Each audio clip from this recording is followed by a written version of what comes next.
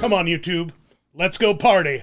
I'm a Barbie costume in a Barbie live show. I'm made of fabric. It's fantastic.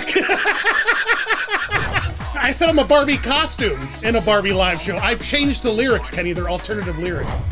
What's up, Barbie fans? Dan here. Let's jump in, plastic feet first, right away into the fantastic history that is Barbie live appearances. As we all know, this doll's rich history began all the way back with that striped bathing suit look in 1959, and the brand has never looked back. Barbie is known for being larger than life. Literally, her proportions are nowhere near human. But something you probably didn't know about her is that she has starred in over 20 real-life musicals over the past 30 years. And you have no idea how deep this tiny little plastic rabbit hole goes. It's the 1980s, and Barbie, of course, has dominated the doll market. But in 1986, a new challenger for the doll throne appears, thanks to Hasbro and their new lineup of gem and the hologram fashion dolls. So Mattel and Barbie needed to squash the competition and beat them to market. And beat them to market they did. In fact, when Gem and the hologram finally did come out, everyone's like, look at these idiots copying Barbie. Enter the Barbie Rockers, who took things to a whole new level, including the first ever live rocking appearance of the dolls come to life in the 1986 Macy's Thanksgiving Day Parade. Mattel crafted a unique multi-level rock stage float with vibrant colors and sharp lines. They used this stage for the subsequent 4 years of Barbie promotions in the parade, starting of course with the introduction of the Rockers, then expanding in 1987 with the Rockstar line, then in 1988, Barbie and the Sensations, and finally 1989, Barbie Dance Club lineup.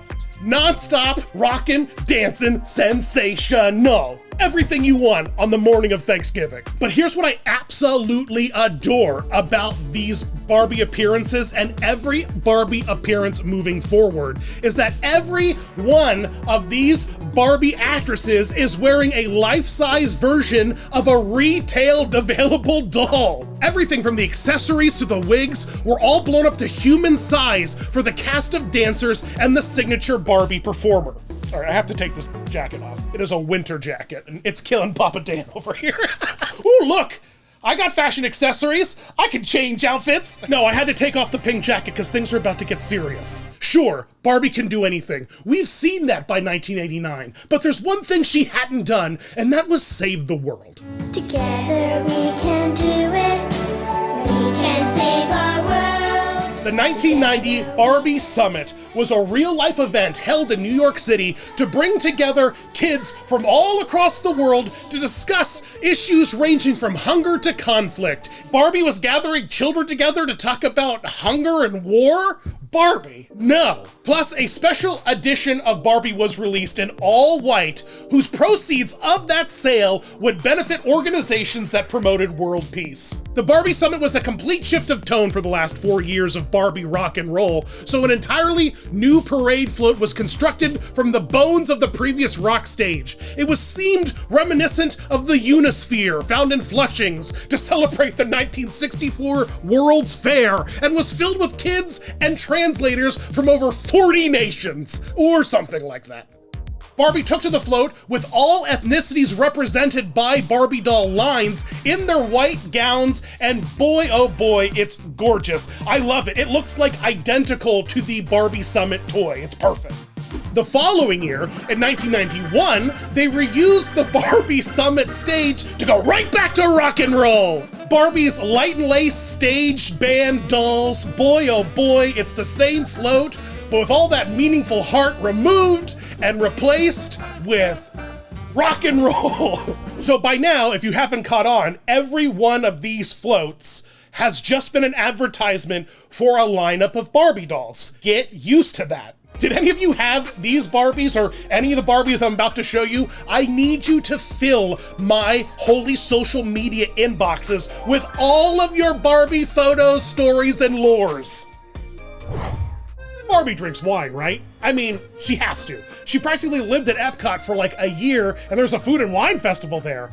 And she would love today's sponsor, Cellar, the subscription wine club that allows anyone to enjoy the fun and uniqueness of wine without wandering around a giant lagoon in the sun. Just take a quick 7-question quiz and get matched to a curated set of wines from all over the world. You can choose from 12 different plan options with over 100 plus varietals from 80 different wine regions, all delivered right to your door. When the box arrives, it's stocked with educational cards about each one of the wines you've picked, with suggested pairings, best serving temps, and the wine's origins. Essentially, a flashcard that allows you to look really smart in front of all your friends that are over, so you can be like the sommelier, which is a fancy French word, I know. Who needs tickets to a theme park to find fun and unique wines catered specifically to you? And what's so great about this is that each one of these wines comes with a list of suggested pairings of foods. So that means you could literally have your own food and wine fest at home if you wanted.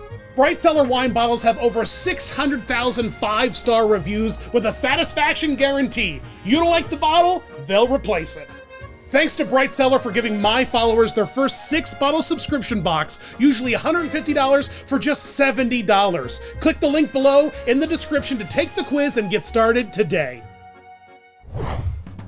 A unique partnership between Disney and Mattel brought all sorts of wild new things to the parks, like a fresh sponsor to It's a Small World in 1993. And it kicked off a unique Barbie storyline unlike anything you've seen so far. Well, actually, I would argue that maybe it's just been the last 6 years of the Macy's Thanksgiving Day Parade squished together into one show, and now it's at EPCOT, essentially putting Barbie behind a paywall. Everybody's got a price. So, how do you bring Barbie to EPCOT? Well, you make it all about her being the ambassador of friendship and how she has traveled round the world and met and brought together people from all walks of life. And you do that to the power of high-octane musical numbers. This show took Barbie to all kinds of distant lands, like Paris, and Africa, and Australia. And, uniquely, Australia, I just figured this out, is both a country and a continent. Chew on that for a second. The show starts off with a surfing Barbie is just the 1994 sun-jeweled Barbie outfit, which is heavily promoted in the EPCOT special VHS that was released later, but more on that in a minute. The second Barbie, a safari Barbie kind of energy, which is an original twist on the paint and dazzle Barbie with the skirt, open jacket, and fun dazzling accessories. In the Paris scene, we got Glitter Hair Barbie, which was another featured product on that VHS, as well as Glitter Dance Move Barbie. There was a lot of glitter going on in the 1990s, and Barbie was here for it. And then finally, the gown, the last costume of the show, is inspired by a truly breathtaking Bob Mackie Empress Bride special edition Barbie doll. Look at this gown on stage and look at the Barbie itself. My gosh, this is gorgeous. Bob Mackie, who hasn't he designed for? Barbie, apparently. Now, my dear friend Rob from Midway to Main Street has covered this Barbie show flawlessly in a video that I highly recommend you all take a peek at, but here are some of my favorite bits and facts from this musical and her appearance at EPCOT. They hosted a giant casting call, but didn't go for a single person. Instead, Disney just happened to be watching Miss America that year, and the third runner-up, Miss Oregon, caught their eye. They're like, we gotta give her a call. And that's who it went to, Elizabeth Simmons. And hey, Oregon, it's a little secret fact, there's a new video coming out very soon about the state of Oregon, so stay tuned.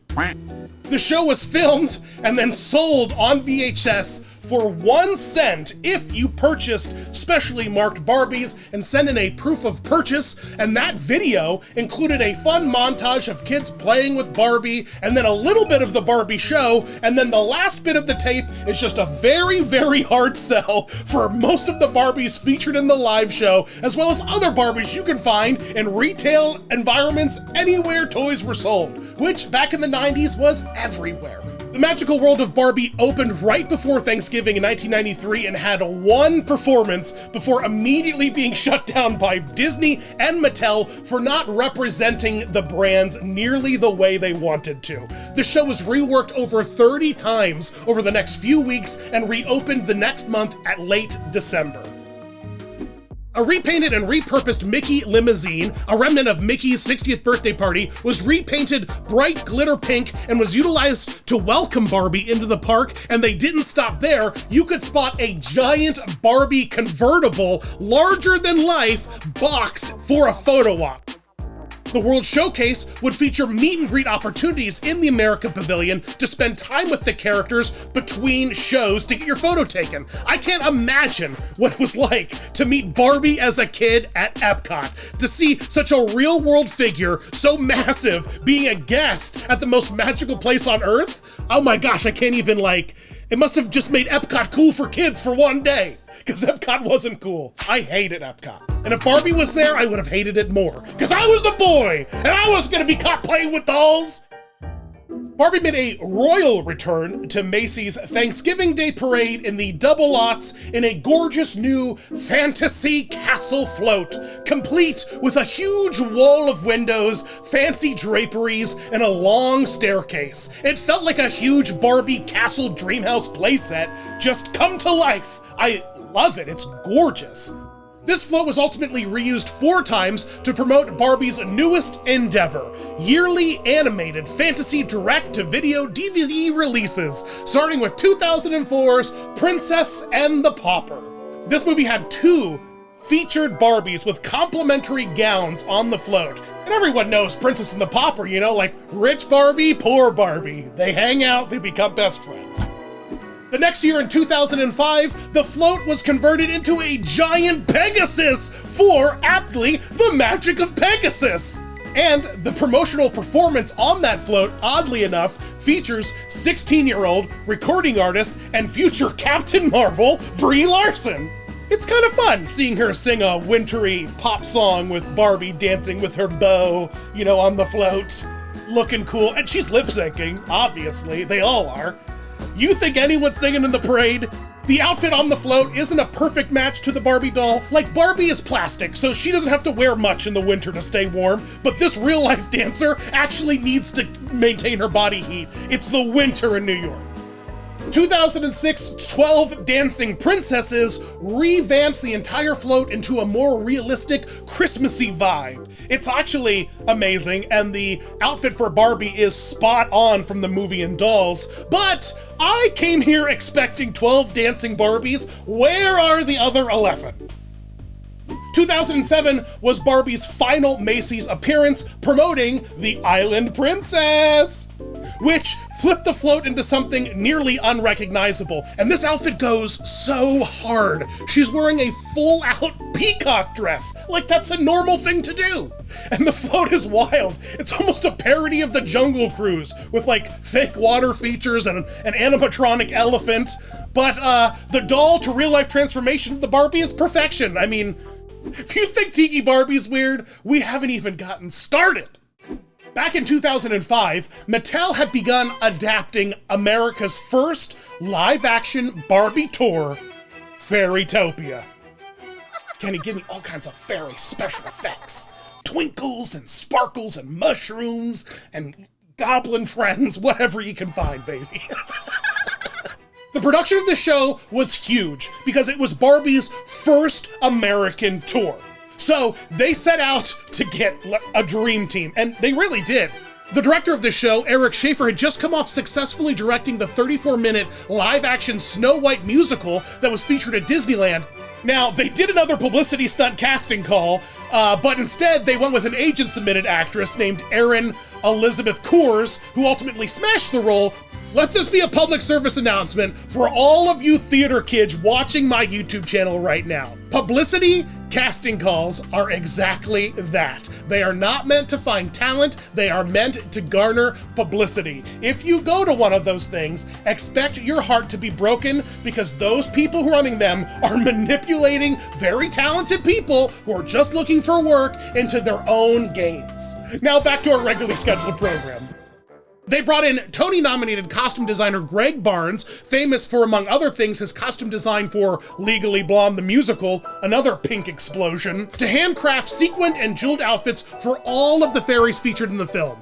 The costume for Barbie's character Elena includes 15,000 beads and sequins and took over 30 types of fabric to make. 20 people worked on the dress for over 350 hours, but honestly, the costume is such a massive glow up from the doll they were selling at the time. Look at this thing. After seeing Barbie live, who would want to play with this? 11 sets of wings were made, a mermaid tail was made, and costumes for other characters such as the villains Hue and Fungi. Look at these two monstrosities. Oh my gosh. Are kids sleeping after seeing this show?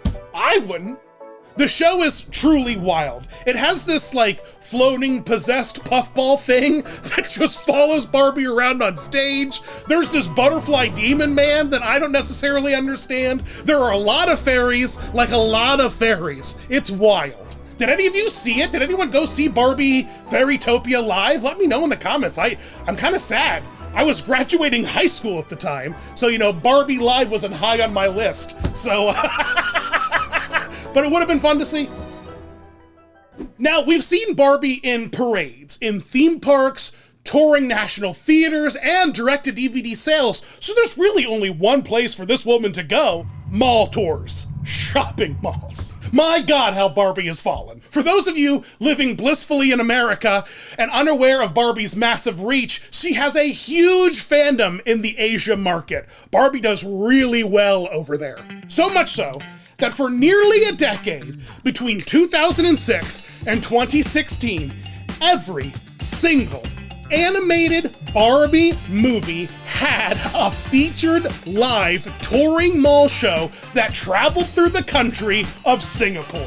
I'm just gonna let that sink in for a second. That was a lot of information to take in. Now, are you ready? You finally processed that? I'm about to show you all 10. We start, of course, in 2006's 12 Dancing Princesses, which is a bit of an overlap, if you remember, from the Macy's Thanksgiving Day parade float. But in this musical, you get all 12 dancing Barbies. How do you like that? 2006, oh, I have to zoom in on this, guys. There's too many Barbie movies on this document. 2006 Mermaidia. I found only one clip from this mall tour, and it is a truly horrifying costume of the villain and their henchmen, but hey, the set looks neat. 2007's Island Princess was yet another Thanksgiving Day parade float crossover, but this one is way more amped up. Barbie's costume is easily 3 feet wider. 2009's Diamond Castle Show was just that, exactly, glitter. 2010's Fashion Fairy Tale is, you know, this one, the set is like absolutely massive for this, but I can't handle like the teenage Disney Channel levels of drama and angst that are being thrown around in this performance. 2011's Charm School feels like the most basic of all the shows yet, and it's like this mean girl Barbie fairy tale. It's so weird to me, like what is this run of like all of this like teenage angst in all these Barbie shows? 2012's Princess Popstar is returned to that girl group Barbie energy we saw in her first live performances, and honestly, I kind of love it. I love it when Barbie's in a rock group. I think it's actually a really cool like vibe for a live Barbie show. Now, 2013 didn't have a live touring mall show for its brand new movie, Barbie and the Mariposa Fairyland, but there's a very, very good reason for that, and we'll circle back to that in just a minute. 2014's Barbie and the Secret Door is a very Lisa Frank rainbow vomit Barbie celebration. It leans in hard to the rainbow fairy aesthetic. And I don't know what's on the other side of that secret door, but I bet it's more rainbows. 2015's The Rockin' Royals has some very Katy Perry descendants, Miley Cyrus, over the top, cool girl, lots of zippers for no reason kind of energy. Then finally, 2016's Dreamtopia. This is like a Grimm's fairy tale sort of animal food fever dream, but hey, I love it. Look at these puppets, look at these costumes. This one is a treat. I've actually been to Singapore, believe it or not. I've performed at one of these malls with a touring show called Imagination, the Broadway show that I was in for a few years. One of the places I stopped on my international puppetry tour was Singapore. I went to Universal Studios Singapore and rode the Madagascar ride that doesn't exist anymore. But I didn't see Barbie. Hey, would it be a Disney Dan video if I didn't give you a little bit of Papa's favorite chili fun time, Disney on Ice? 2010's Toy Story 3 made a significant story beat out of Mattel's Barbie and Ken, so for the first time in their run of Pixar ice shows, Barbie was added to the lineup, and the costume is honestly so perfect and whimsical. It's fun to see a costume designer for Disney on Ice tackle Barbie's costumes instead of someone just being handed a doll and said, make this human-sized. The wig is honestly the best part. Like, just look at this thing. The structure and the material it's made out of gives it all the blonde girl bounce. Like, it's like an actual costume piece instead of just a flat wig thrown on over a very fancy Barbie outfit. For the first time, we're seeing Barbie being visualized in life-size proportions as a doll instead of a woman portraying Barbie as an advertisement. This is a very specific distinction, and it's very fun to see here. Don't even get me started on the leg warmers. They're perfect. I love this costume so much. Now, let's circle back to that empty mall slot tour in 2013. Barbie was yet to debut her biggest, most original musical piece yet, Barbie Live. 2013's Barbie Live was an international musical tour that traveled through Singapore, Malaysia, Indonesia, and the Philippines. It's a fourth wall breaking plot as we follow Barbie, the actor in the Barbie movie world, summoning lessons learned from her past Barbie franchises, including Popstar Princess, which you'd already seen covered in the mall tours, Mariposa and the Fairy Princess, which was the featured movie of that year, and Ballerina Swan Lake. This is essentially 3 mall tours combined into one mega musical. I sort of love this concept. You have over 20 years of Barbie movies and songs to pick from, so crafting this like mini montage of like best of Barbie lore into a musical that's very charming it's kind of great, and the costumes are beyond perfect. This is like a love letter to Barbie fans who love the franchises, who love the movies, and love her many stories.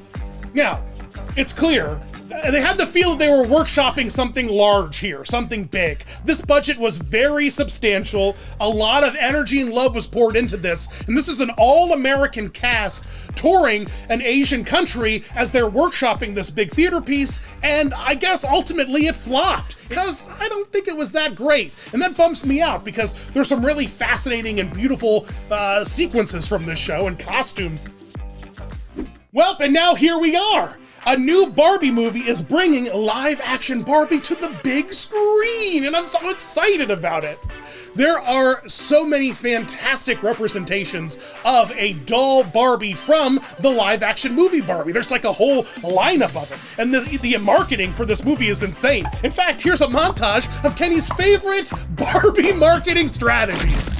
I'm actually kind of fascinated to see how the Barbie movie will ultimately translate into Barbie sales. Will we get a fever of Barbie sales? Will everybody get Barbie fever again? Kenny argues that you can't make a doll nearly as pretty as Margot Robbie, and it's futile to try, and I can't argue with that. I think he's right. But hey, Baby Goose Ryan Gosling is on a hilarious tear promoting this movie. He's just so cool, and he's such an underrated comedic actor. My God, why is he so funny? It's because he's Canadian, isn't it?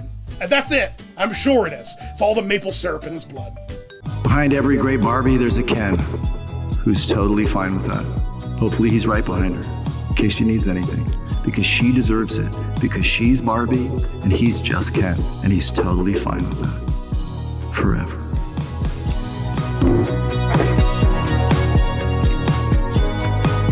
That baby goose used to be a baby mouse, because he's a former Mickey Mouse Club kid. So, hey, it all circles back to DIStory here on this channel with DIStory Dan. Well, there you go.